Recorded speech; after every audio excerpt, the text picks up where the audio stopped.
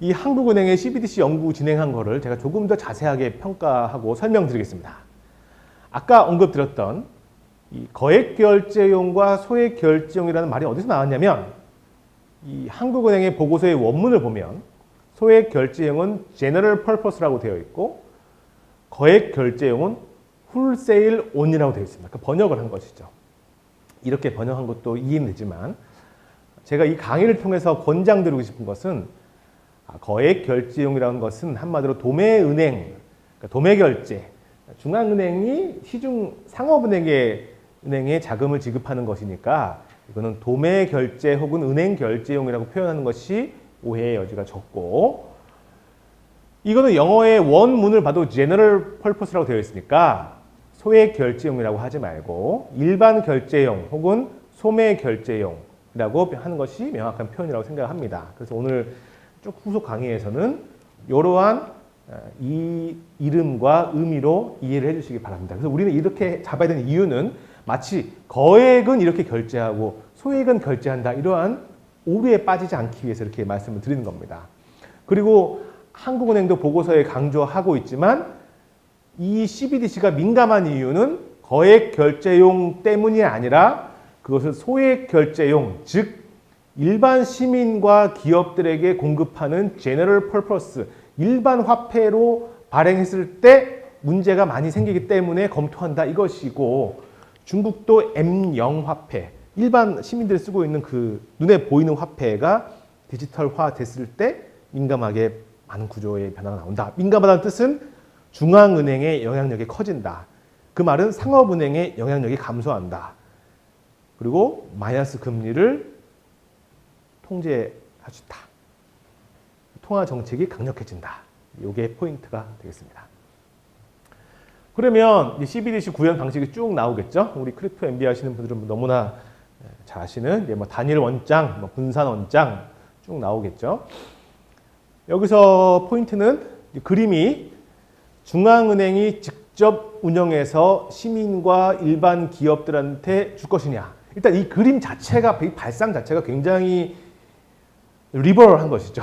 기존의 경제 통화 정책 관점에서 바라보면은 중앙은행 자체가 어떻게 이렇게 할 수 있느냐. 이 디지털이라는 것 때문에 이렇게 할 수 있는 개념을 상상할 수 있는 것이고, 아니면 이렇게 각 시중은행들, 상업은행들을 통해서 하자라고 이 보고서에는 예시를 들어놨습니다. 그런데 저의 해석은 잘 생각해 보면 이게 디지털이면, 즉 그 안에 조건절을 섭입할 수 있는 프로그래밍 가능한 돈이면 유통에서 대리인을 끼건 안 끼건 그 의미가 퇴색하게 됩니다. 돈이 그냥 유형일 때는 유통이 중요한데 디지털이 되면 다양한 옵션들의 설계가 중요하기 때문에 원 쿠션을 매겨서 상업은행에 준다 하더라도 그거는 양적인 관점에서, 양적 관점에서 바라보는 생각이고, 이 디지털의 질적인 거를 생각하면 이러한 직접 운영 제도와 간접 운영 제도는 디지털이라는 큰 혁명 앞에서는 오히려 이게 이 그림 자체가 아날로그적인 생각이라는 것을 우리가 반성해 볼 수 있는, 반성까지 아니고 자성해 볼 수 있는 그런 장면이라고 볼 수 있습니다. 이건 우리 모두가 생각을 확대해야 되는 것이죠. 그리고 이 분산 원장 방식을 뭐 우리 잘 아는 바와 같이 비트코인처럼 완전 퍼블릭하게 운영하는 것은 도저히 중앙은행 입장에서는 받을 수가 없는 카드고, 허가형으로 프라이빗하게 혹은 컨소시엄 방식으로 할 수밖에 없다, 이렇게 나와 있고, 좀 재밌는 부분은 이 미국도 그렇고 아까 그 미국의 연준 이사에서 DLT 베이스드 디스트리뷰티드 레저 테크놀로지라고 나와잖아요. 이 분산 원장 방식에 대해서의 그 흥미와 관심은 거의 다 일치한다는 것이죠. 이것이 최종 결론은 아니지만 단일 원장 방식으로 하자, 이런 논리는 많이 없습니다. 아직까지는 연구 상태에서는. 이건 워낙 익숙하기도 한 것이거니와 미국을 포함해서 대부분 분산 원장 방식으로 하는 것에 대해서는 상당히 공통적인 연구 포인트인데 차마 이거는 못하겠으니 이렇게 쭉 가고 있는 것이죠. 또 하나가 이 CBDC가 중앙은행 채무에 미치는 영향은 4가지.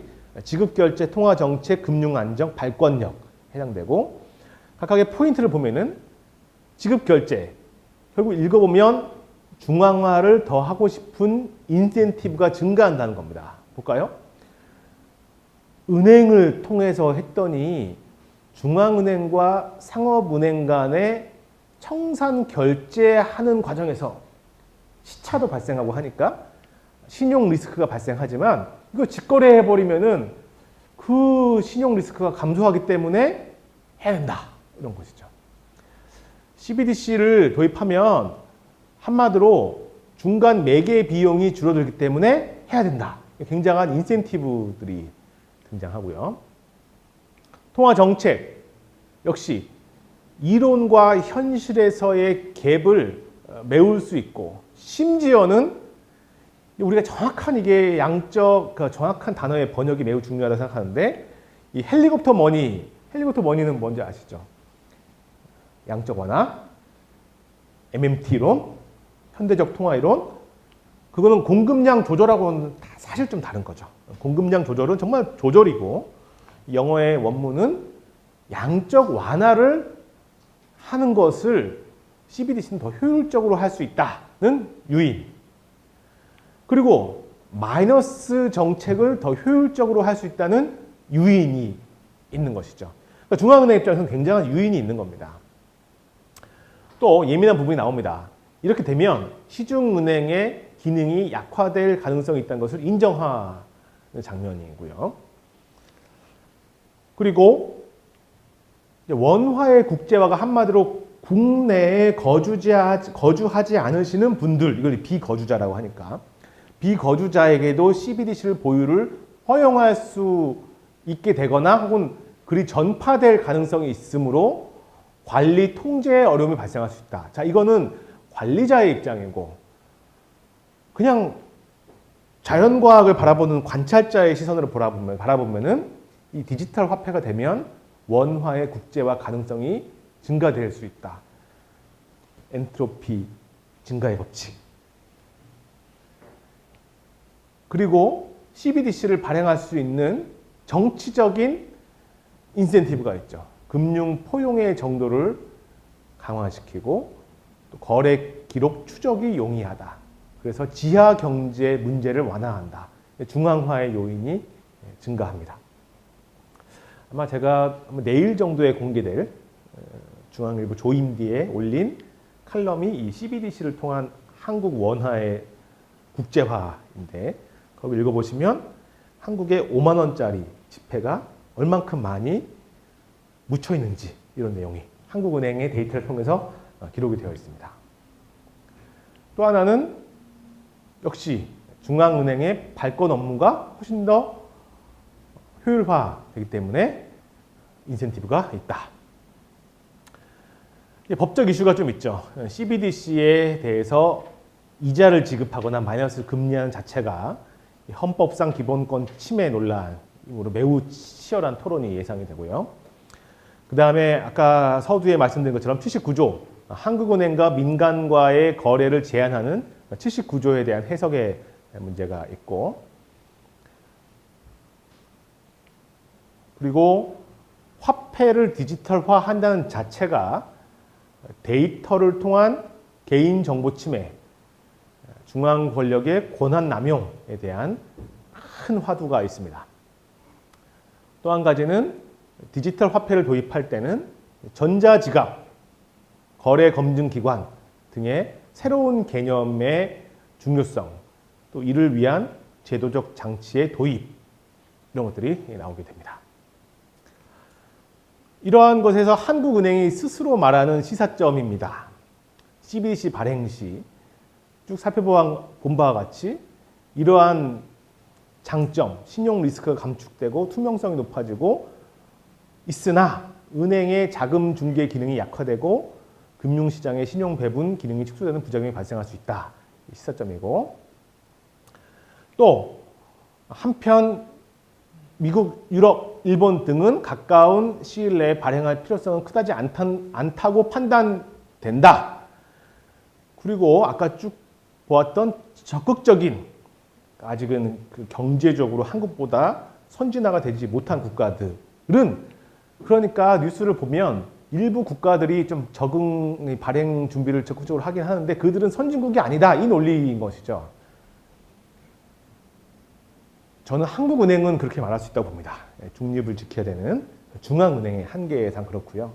그렇지만 이제 국가 경영 관점에서는 이렇게 해석하면 안 되는 것이죠.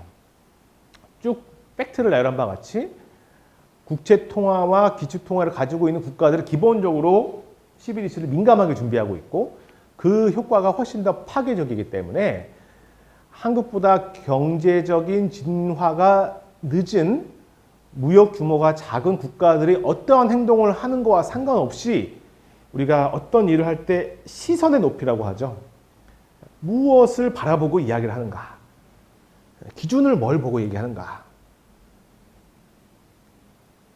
저는 중앙은행의 한국은행의 중립성을 떠나서 시선의 높이는 얘기할 수 있다고 봅니다.